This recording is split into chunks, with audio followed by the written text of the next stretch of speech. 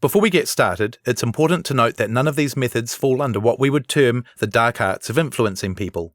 Anything that might be harmful to someone in any way, especially to their self-esteem, is not included here. There are ways to win friends and influence people using psychology without being a jerk or making someone feel bad. Number 10. Get someone to do a favour for you. This trick is also known as the Benjamin Franklin effect. Legend has it that Benjamin Franklin once wanted to win over a man who didn't like him. He asked the man to lend him a rare book, and when the book was received, he thanked him graciously. As a result, the man who had never wanted to speak to Franklin before became good friends with him. To quote Franklin, "He that has once done you a kindness will be more ready to do you another than he whom you yourself have obliged." Scientists decided to test the theory and found that those who were asked by the researcher for a personal favour rated the researcher much more favourably than the other groups did. It may seem counterintuitive, but the theory is pretty sound, believe it or not. If someone does a favour for you, they are likely to rationalise that you must have been worth doing the favour for, and they decide, therefore, that they must like you. Number 9. Ask for way more than you want and scale it back later.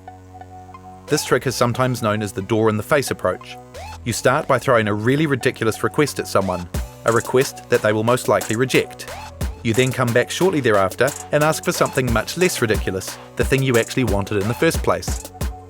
This trick may also sound counterintuitive, but the idea behind it is that the person will feel bad for refusing your first request even though it was unreasonable. So when you ask for something reasonable, they will feel obliged to help out. Scientists tested the principle and found that it worked extremely well as long as the same person asked for both the bigger and smaller favour, because the person feels obliged to help you the second time and not someone else. Number 8. Use a person's name or title. Dale Carnegie, the author of How to Win Friends and Influence People, you can find a link in the description below this video, believed that using someone's name was incredibly important. He said that a person's name is the sweetest sound in any language for that person.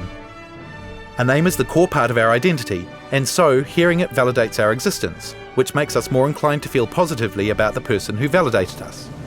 But using a title or form of address can also have strong effects, according to the as-if principle. The idea is that if you act like a certain type of person, you will become that person. It's a bit like a self-fulfilling prophecy. To use this to influence others, you can refer to them as what you want them to be, so they will start thinking of themselves that way. This can be as simple as calling an acquaintance you want to be closer to friend or mate whenever you see them, or referring to someone you want to work for as boss. But be warned, my loyal subscribers, this can come off as very corny. Number 7. Don't correct people when they're wrong. Mr. Carnegie also pointed out in his famous book that telling someone they are wrong is usually unnecessary and does the opposite of endearing them to you. There is actually a way to show disagreement and turn it into a polite conversation without telling someone they are literally wrong, which strikes to the core of their ego. This is called the Ransberger pivot, invented by Ray Ransberger and Marshall Fritz. The idea behind it is pretty simple. Instead of arguing, listen to what they have to say, and then seek to understand how they feel and why. Then you explain the common ground that you share with them and use that as a starting point to explain your position. This makes a person much more likely to listen to what you have to say and allows you to correct someone without them losing face. Number 6. Mirror their behaviour. Mirroring is also known as mimicry and is something that some people do naturally. People with this skill are considered to be chameleons. They try to blend into their environment by copying other people's behaviours, mannerisms, and even speech patterns. However, the skill can also be used consciously and is a great way to make you more likeable. Researchers studied mimicry and found that those who had been mimicked were much more likely to act favourably towards the person who had copied them. Even more interesting was their discovery that those who had someone mimic their behaviour was actually nicer and more agreeable to other people in general, not just those involved in the situation. It is likely that the reason that this works is that mirroring someone's behaviour makes them feel validated. While this validation is likely to be most positively associated with the person who validated them, they will feel greater self-esteem and thus be more confident, happier, and well-disposed towards others. Number 5. Ask for favours when someone is tired. When someone is tired, they are more susceptible to influence from others. The reason for this is that when people are tired, it isn't just their physical body that's exhausted, their mental energy levels drop as well. When you ask a request of someone who is tired, you probably won't get a definite response, but more likely an "I'll do it tomorrow," because they don't want to deal with the decision at the moment. The next day, however, they are likely to follow through because people tend to keep their word. It's natural psychology to want to follow through with something that you have said you will do. This may not work if you're trying to influence a literal douchebag, but generally speaking, it does. Number 4. Start with a request they can't refuse.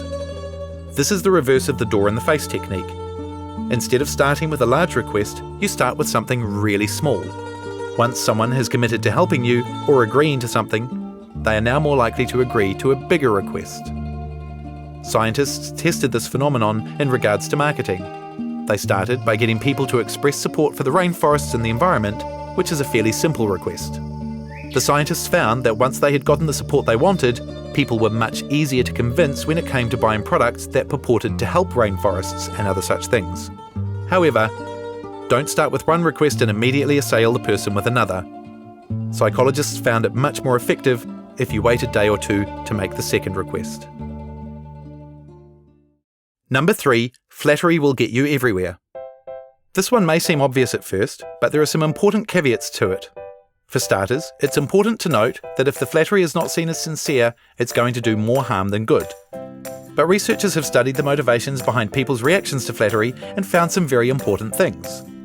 To put it simply, they found that people tend to look for cognitive balance, trying to always keep their thoughts and feelings organised in a similar way. So if you flatter someone who has high self-esteem, and it is seen as sincere, they will like you more.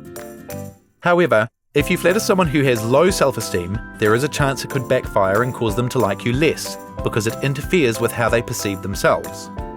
That, of course, doesn't mean you should rush to demean a person of low self-esteem.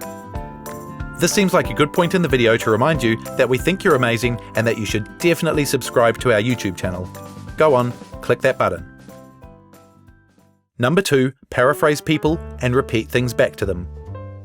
One of the most positive ways to influence others is to show them that you really understand how they feel and that you have a real empathy for them.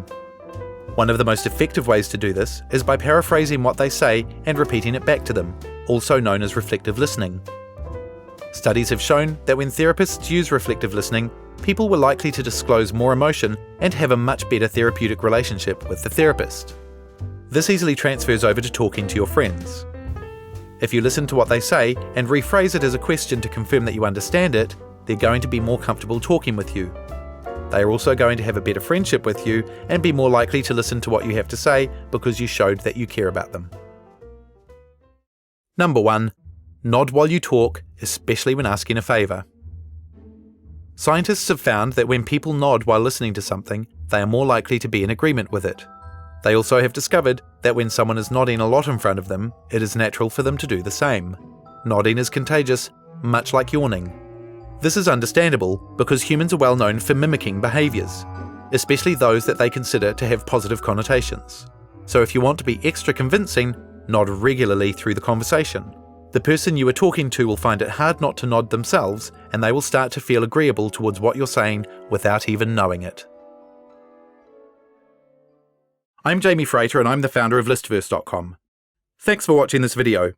Please hit subscribe so you don't miss our next awesome release. In the meantime, check out these other offerings.